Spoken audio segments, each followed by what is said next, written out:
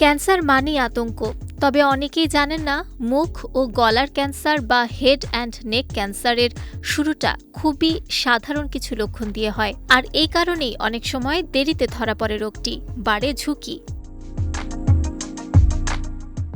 চিকিৎসকদের মতে সময় মতো শনাক্ত করা গেলে এই ক্যান্সার অনেক ক্ষেত্রেই নিরাময়যোগ্য। তবে সমস্যা হলো প্রাথমিক লক্ষণগুলোকে আমরা প্রায়ই গুরুত্ব দেই না। মুখ বা গলায় দীর্ঘদিন ঘা না শুকানো, গলায় ব্যথা, স্বর পরিবর্তন এসবই হতে পারে সতর্কবার্তা। এছাড়া খাবার গিলতে কষ্ট, গলায় বা ঘাড়ে গাঁঠ, দীর্ঘদিন কাশি, কানে ব্যথা বা মুখে অস্বস্তি এ ধরনের উপসর্গ 2 সপ্তাহের বেশি থাকলে অবশ্যই চিকিৎসকের পরামর্শ নেওয়া জরুরি। চিকিৎসকদের মতে মুখ, গাল, গলা, স্বরযন্ত্র, টনসিল, নাক ও খাদ্যনালীর উপরের অংশসহ বিভিন্ন স্থানে হওয়া ক্যান্সারকে হেড অ্যান্ড নেক ক্যান্সার বলা হয়। এর প্রধান কারণগুলোর মধ্যে রয়েছে দৈনন্দিন কিছু অভ্যাস, যেমন তামাক জাতীয় দ্রব্য সেবন এই ক্যান্সারের ঝুঁকি 10 থেকে 20 গুণ পর্যন্ত বাড়াতে পারে।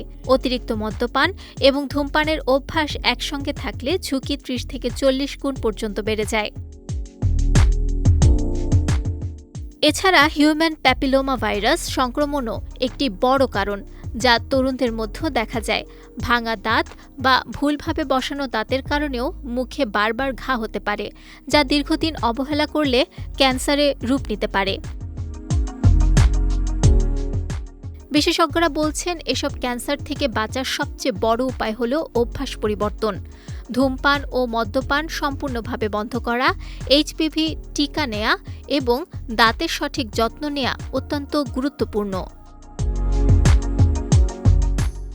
চিকিৎসকদের মতে আগেভাগে রোগ ধরা পড়লে জীবন বাঁচানো সম্ভব, তাই শরীরের ছোট পরিবর্তনকেও অবহেলা না করাই সবচেয়ে বড় সতর্কতা।